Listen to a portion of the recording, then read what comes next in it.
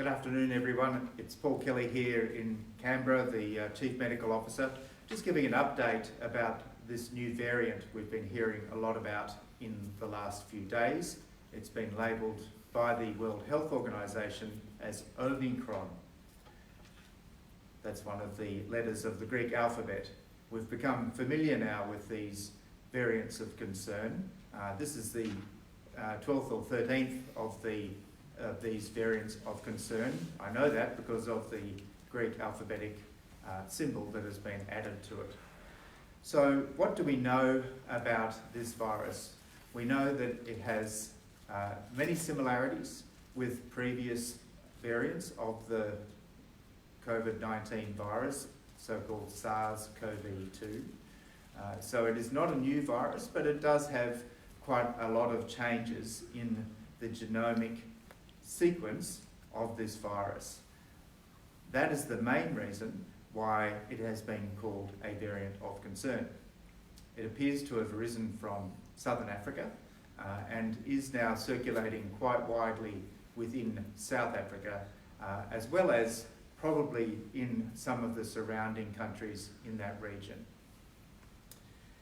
We know that we need to study this virus very carefully and to understand what we need to know about this virus and what we need to do if that virus was to come to Australia. I will point out at the moment there have been no definite cases diagnosed in Australia, although there are some cases that are under investigation that arrived last week into quarantine in the Northern Territory, as well as last night into quarantine in Sydney. So what do we know about this virus so far? We know that it is different from previous versions of the SARS-CoV-2 virus in its genetic makeup. We know that it is transmissible. It does move from person to person and it seems to be quite infectious, at least in the South African context. We know that it is this new virus, but there are many things we don't know yet about this virus. Firstly, does it give a more severe illness? At this stage, there is conflicting reports about that in South Africa and elsewhere. The most recent information from the South African Ministry for Health is that it is mainly causing mild illness in that country.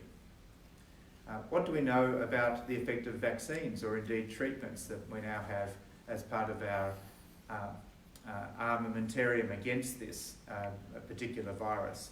Well, at the moment we don't really have any real world or even laboratory evidence about that element. What do we know about other clinical elements in relation to this virus? Again, these are things that are only emerging right now.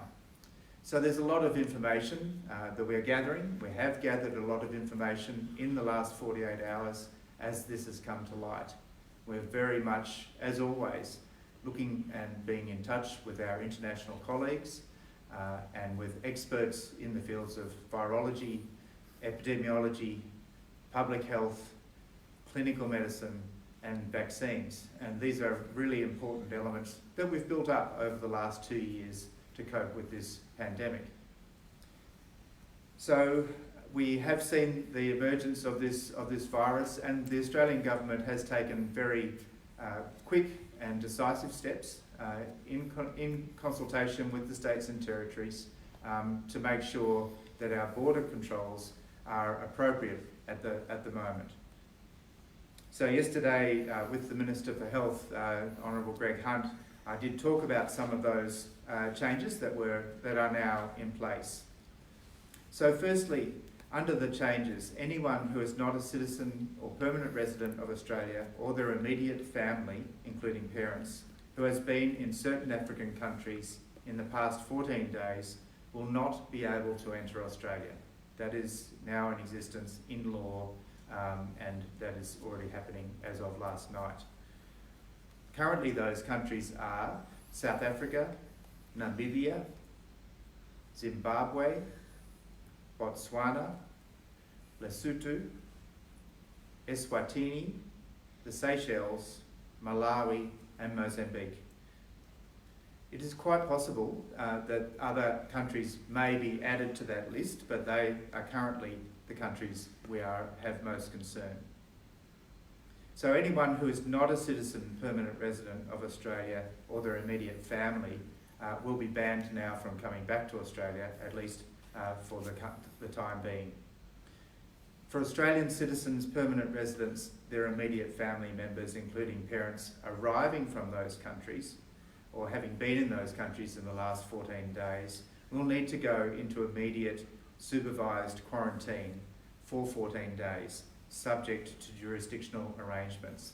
So this is stepping back, for example, in New South Wales, Victoria and the ACT to our previous settings. In other cities and states and the Northern Territory, there is no change there. Anyone who has already arrived into Australia in the last 14 days and has been in any of those countries, we're really calling out now, please make sure that you get in touch with your local public health authority and come forward for testing. It is very important that we get a strong and important surveillance of what has happened in Australia right now in relation to this particular variant. The other thing that we've done over the last 24 hours is to suspend all flights from those 9 Southern African countries for the period of 14 days, and that's again a matter of precaution. There are no scheduled flights at the moment coming to Australia from any of those countries, and indeed many of the hub areas where people might fly through, for example Singapore and the United Arab Emirates, have actually put similar restrictions on flights from those countries, as indeed many countries in Europe and the UK have done so. So I really want to stress that these are precautionary actions, and it gives us time to actually learn more about this variant and to consider how much concern we should have in relation to that.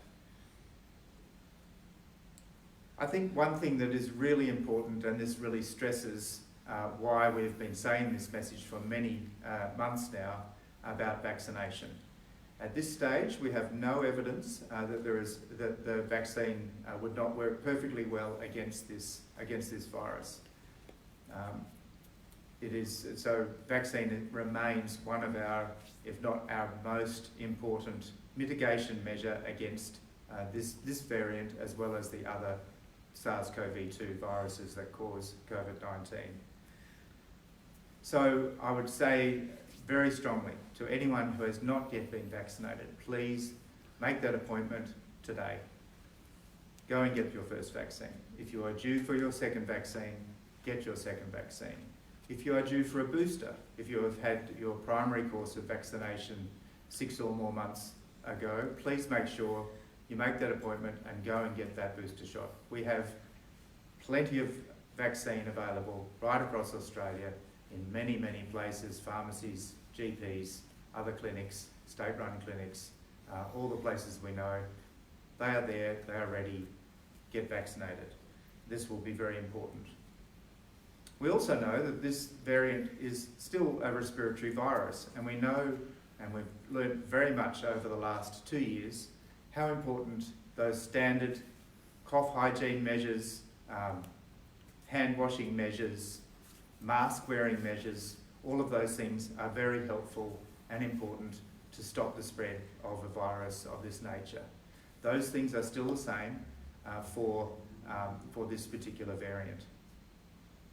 That same message about if you have any of those symptoms of COVID, and we all know what they are now, if you get that, make sure you stay at home. Do not mix with others and get tested. The testing we have in Australia will pick up this variant the same as we've seen with the other variants of the SARS-CoV-2 over the last couple of years. So we'll continue to give updates like this throughout the coming weeks as we learn more about this virus, and if there are any further information that we should share with the Australian people. Please look at those official websites. You know the one here in the Commonwealth, health.gov.au, There are similar official sites in each of the states and territories. I'm continuing to work very closely with my Chief Health Officer colleagues in the states and territories through the AHPPC mechanism, and we'll be meeting every day over the coming week at least to make sure that we are totally on top of all of the information that is coming from other parts of the world in relation to this virus. We will be updating the Australian public as time goes by. Please be assured that we will be making a response based on evidence, based on science, as is necessary to deal with this variant of concern. We know there's challenges ahead. There's been challenges all the way through this pandemic, and this is just another one of those. We need to continue to work together. We need to continue to be getting vaccinated. We need to continue those COVID-safe messages and make sure those behaviours are continuing, and to listen to our public health authorities so that we have the information of what's happening in Australia to be able to pass that back to everyone in Australia for the best outcome from this pandemic. So in summary, this is a new element. We've become somewhat used to these changes over time, all the way through the last 2 years. It's just another one of those. We're looking very carefully and closely at what's happening internationally. We're redoubling our efforts both at the border and within Australia to make sure we have all of the information that we need to make the right decisions at the right time to protect the health of Australians. That's our job. We take it seriously. We do it tirelessly. And together we will get through this. Thanks very much.